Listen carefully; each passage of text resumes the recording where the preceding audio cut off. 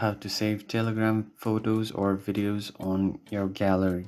For that, you will have to go to your settings, and once you are on your settings, what you can do is go to data and storage. From here, you can turn on all of these that says save to gallery. After doing this, your private chats media and your group chats media will be automatically saved to your gallery.